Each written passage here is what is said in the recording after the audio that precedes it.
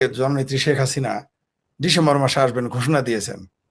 এই ব্যাপারে জনগণের মতামত জানতে চেয়েছেন যে কিভাবে আসবেন বা কি ঘটতে পারে। একজন আমাকে বলেছে যে রোডে না, তিনি বিমানেই আসবেন। বলতেছে যে ভারত নাকি তাকে বা কোনো দেশ সরাসরি কোনো বিমানেই তাকে না। এটা কি সম্ভব? এটা আপনি কি মনে করেন? কারণ এয়ারপোর্ট তাকে ক্লিয়ারেন্স না দিলে তো বাংলাদেশ সরকারের বিমান মানে এভিয়েশন যারা আছে তারা সিগন্যাল না দিলে তো আপনি কোনো এয়ারপোর্টে নামতে পারবেন না। হেলিকপ্টার যে কোনো জায়গায় নামানো যায়, কিন্তু বিমান তো আর নামানো যায় না। আমার কাছে মনে হয় যদি এটাও ঘটে সেটা তো হেলিকপ্টার দিয়ে হবে, কিন্তু বিমানে কি সম্ভব? আদৌ শেখ হাসিনাকে শাহজালাল বিমানবন্দরে বা শাহ আমানত বিমানবন্দরে নামা সম্ভব? দেখেন, প্রথম কথা হলো গিয়ে উনি ভারতে আছেন বাংলাদেশের প্রধানমন্ত্রী হিসেবে, এটা আপনাকে বলতে হবে। বাংলাদেশের প্রধানমন্ত্রী হিসেবে উনি ভারতে আছেন, নাম্বার 1। নাম্বার 2 হলো গিয়ে কথার কথা, আমরা যদি ধরে নিই শেখ হাসিনা অপরাধী, তো শেখ হাসিনা যে অপরাধী তাকে তো বাংলাদেশ সরকারেরই উচিত হবে ট্রাভেল পাস দেওয়া। বিচার করবো, তাহলে তুমি তার ট্রাভেল পাস দিবা না? এখন ট্রাভেল পাস না দিলে তো ওখান থেকে ধরেন ইমিগ্রেশন, তো এই ধরেন ইমিগ্রেশন পাশে একটা জায়গা আছে, ওপাশে একটা, ধরেন যদি আমরা ল্যান্ড বর্ডারের কথা চিন্তা করি, তাহলে সে বুড়িমারি দিয়ে ঢুকে ওখানটা পার হয়ে তারপর এখানে। আর এই যে জায়গাটা, ল্যান্ড জিনিসটা আর এয়ারপোর্ট জিনিসটা তো এক না ভাই। এয়ারপোর্টের ব্যাপারটা ল্যান্ডের জিনিসটা এক না। এখন এইখানে যদি বাংলাদেশ সরকার তারে আনবে, যদি পাস না দেয়, ট্রাভেল পাস না দেয় তাকে আসার, হ্যাঁ, তাহলে বুঝতে হবে আপনাকে যে তার ভয়ে সরকার কাঁপে, থরথর করে কাঁপছে। তার কারণে তাকে ট্রাভেল পাস দিবে না। স্বাভাবিক। এটা নিশ্চিত থাকেন যে যখন শেখ হাসিনা এই কথাটি বলেছেন যে ডিসেম্বরে আসব, এটা ধরে নিলাম উনি একটি পলিটিক্যাল স্ট্যান্ডবাজি করছে, তাতেই ওদের কাপড় ভিজে গেছে, হাগা ছুটে গেছে, পাতলা পায়খানা ছুটে গেছে, এখন যখন আর একটা দেশ, ভারত আর একটা দেশ, বাংলাদেশ আর একটা দেশ যখন এখানে আসবে, তখন তো একটা ট্রাভেল পাসের একটা ব্যাপার থাকবে। শেখ হাসিনা কিন্তু বন্দি বিনিময় চুক্তি যে দুই দেশের সাথে আছে সেই হিসেবে কিন্তু আসছে না। সেই সুযোগ নেই। যদি আসে তাহলে ওইখানে শেখ হাসিনাকে ভারতীয় আইন প্রয়োগকারী সংস্থা তাকে অ্যারেস্ট করবে, অ্যারেস্ট করে ওই জায়গা থেকেই তাকে বর্ডারে এনে এইখানকার আইন শৃঙ্খলা রক্ষাকারী বাহিনীর হাতে তুলে দেবে। আপনার কি মনে হয় সেইটা করবে শেখ হাসিনার সাথে? এত সোজা। এখন যদি তারেক রহমান সরকার শেখ হাসিনার জন্য ট্রাভেল পাস ইস্যু না করে, তাহলে বুঝতে হবে তারেক রহমানের পাতলা পায়খানা যে শুরু হয়েছে, পাতলা পায়খানা এখনো বন্ধ হয় নাই। এই যে আমাদের একজন দর্শক ছোট্ট একটা মন্তব্যই করেছে, তিনি প্রশ্ন করেন নাই যে এই দেশের ভবিষ্যৎ প্রজন্ম নষ্ট, রাজনীতির এবং সবকিছুই আমাদের নষ্ট। এটা ভবিষ্যৎ প্রজন্মের নষ্ট কিছু হয়তো বলতে চেয়েছে, লেখা শেষ করে নাই, অথবা বলতে চেয়েছে এই দেশের ভবিষ্যৎ প্রজন্মের রাজনীতি নষ্ট হয়ে গেছে। তো এই ভাষাগুলো দিয়ে কি আপনার কি মনে হয় যে আমরা আবার সে ফিরে আসবো বা আসতে পারবো, বা আসলে কিভাবে আমরা আবার স্বাভাবিক সেই 70 দশকের 90 দশকের যে ছাত্র আন্দোলনের ঐতিহ্য, সেটা কি বাংলাদেশে ফিরে আসবে মনে হয় আপনার? 52 আর 47 48-এর আন্দোলন, ভাষা আন্দোলন, 52-এর ভাষা আন্দোলন, এগুলো কি ফিরে আসবে মনে হয় আপনার? সম্ভব? দেখেন ফরিদ ভাই, আপনি তো নিজে একজন ভাষাবিদ, আপনাকে আর কি বলবো। ভাষা পরিবর্তন হয়, ভাষা একটি সবচাইতে বেশি পরিবর্তনশীল একটি কালচারাল যে অংশটি বেশি পরিবর্তিত হয় তার মধ্যে অন্যতম ভাষা। বাংলাদেশের প্রতি 10 কিলোমিটার পর পর ভাষার একটি উচ্চারণ বদলে যায়, উচ্চারণ পার্থক্য, একই শব্দ বলতে হয়। 52 আর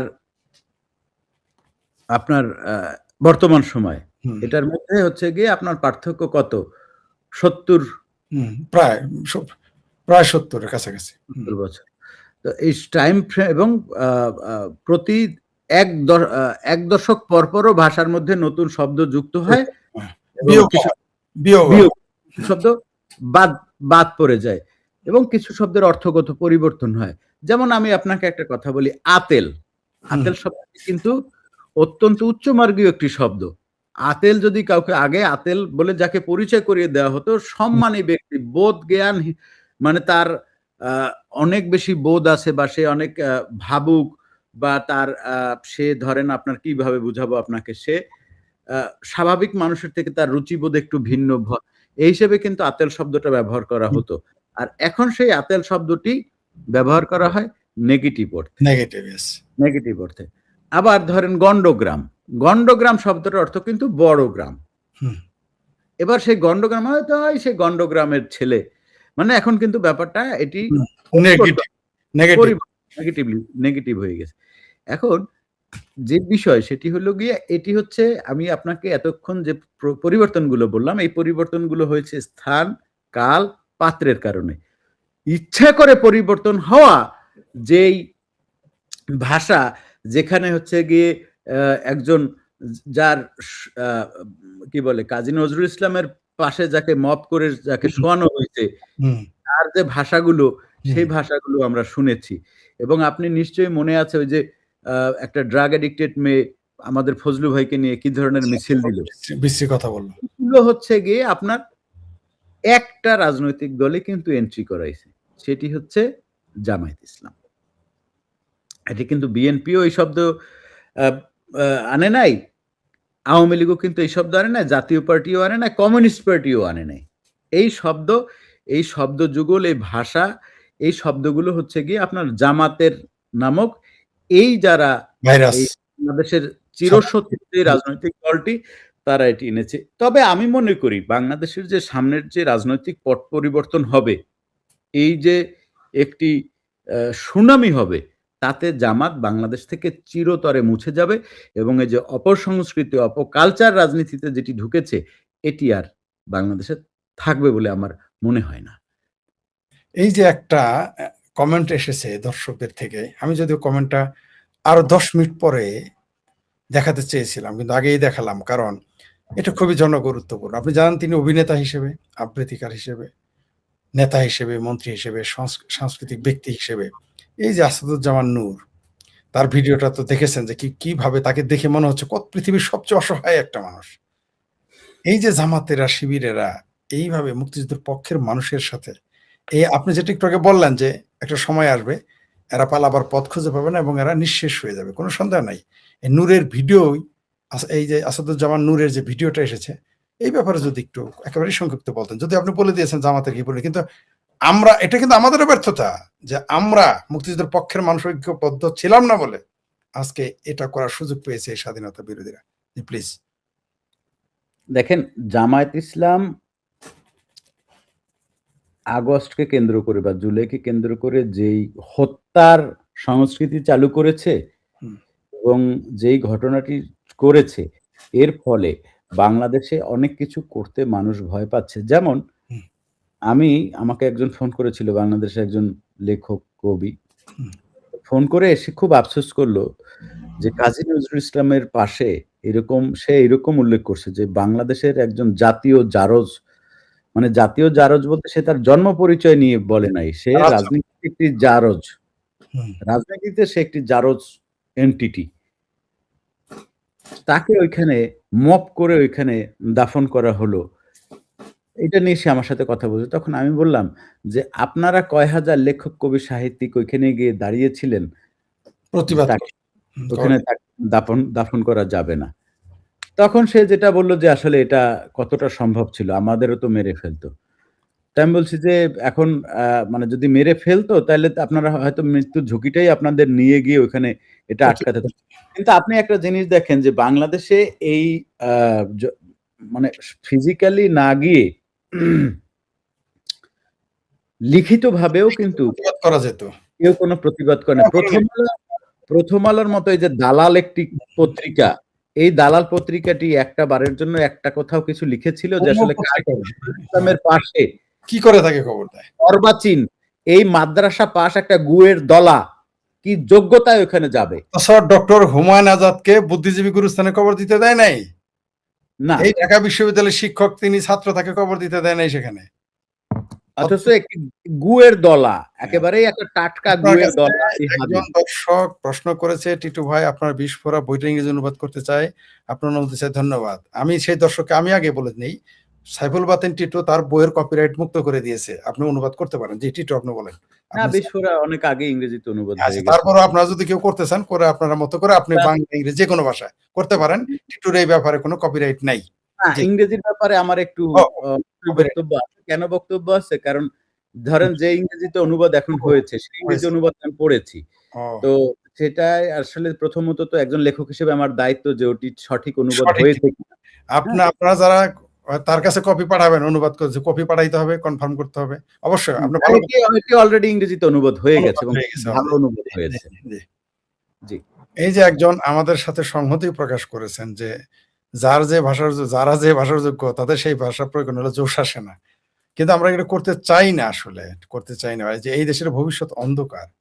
আসলে আমরা প্রিয় দর্শক, আমরা এই দেশের ভবিষ্যৎ যাতে অন্ধকারকে এই দেশের অন্ধকারকে ঠেকানো যায়, ভবিষ্যৎ অন্ধকার। সেই ঠেকানোর জন্যই আমরা কথা বলি। চেষ্টা করে যাই। আজকে আমাদের যে আয়োজন কোনো ব্যক্তি, গোষ্ঠী, দলের পক্ষে না। যদি অনেকে মনে করেন আমরা সেই দাবি করি না। আমরা চাই হ্যাঁ, আমাদের একটা পক্ষ আবার আছে।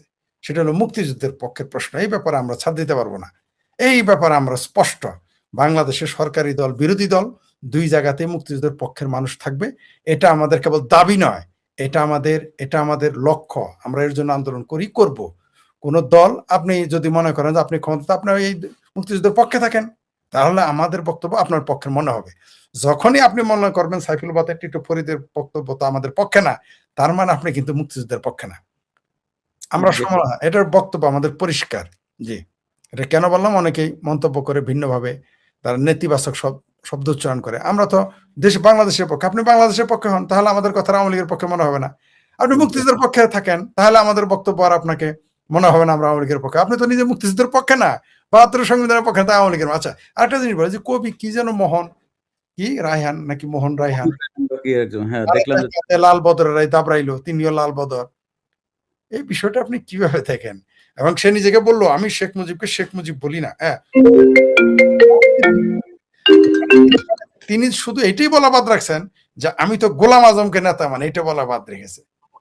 মানে কিরকম একটা, আর দেখেন লাল টুপি, লাল পরে আসে, একবার কয় জাসদ, ইনু, কমরেড ইনু আওয়ামী লীগে যোগ দিয়েছিল, বিরাট অন্যায় হয়ে গেছে। কিন্তু এখনকার কমরেডরা যে জামাতের সাথে বসে, এখন তিনি লজ্জা পান না। কিন্তু কমরেড ইনু আওয়ামী লীগের সাথে ঐক্য করেছেন, এর জন্য কিছু লাল বদরের বেয়া যায় গোসা, তার জন্য তারা জাসদ ছেড়ে দিয়েছে, কেউ বাসদ ছেড়ে দিয়েছে, কেউ বামপন্থী রাজনীতি ছেড়ে দিয়েছে। কিন্তু সেই বামপন্থীরাই কিন্তু জামাতের পাশে বসে। কি হাস্যকর ব্যাপার! মানে শেখ হাসিনা পাশে বসলে ওইটা বেজায় খারাপ, কিন্তু গোলাম আজমের পাশে, গোলাম আজমের দল, নিজামীর দল, সেই রাজাকার আল বদরের দলে পাশে বসলে কোনো ইজ্জত যায় না, এটা কোনো সমস্যা না। মানে আমাদের দেশের যে বামপন্থীদের, এদের কি আকল কি আসলেই শেষ হয়ে গেছে?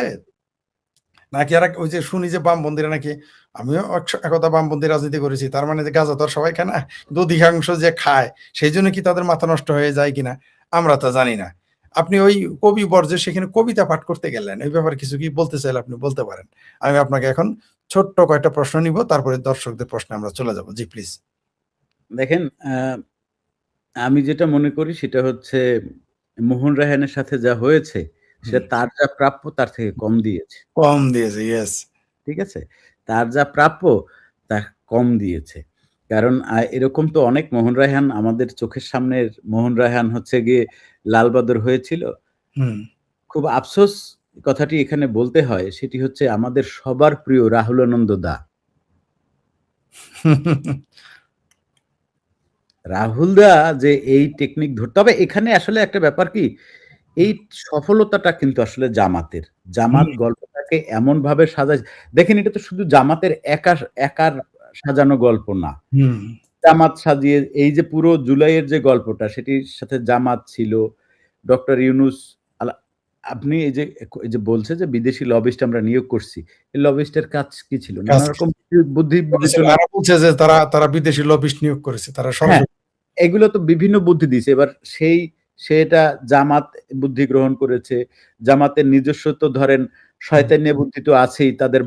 তাদের জন্মই হচ্ছে গিয়ে শয়তানের গুয়ের মধ্যে। হুম।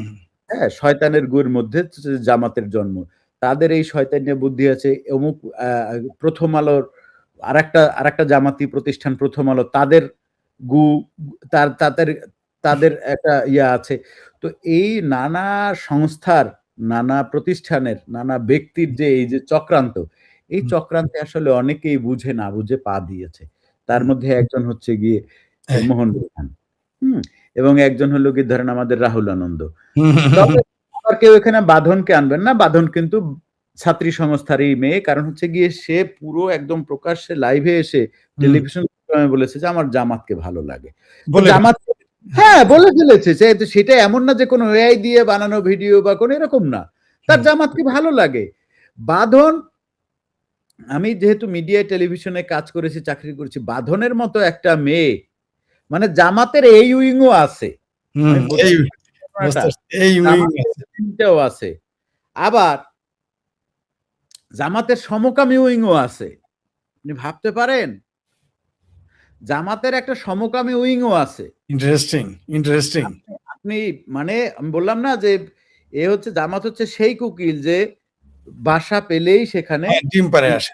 সে সব কোকিলের বাসায় গিয়ে ডিম পাড়ে আসে। সব কাকের বাসায় ডিম সব পেড়ে আসে। সব কাকের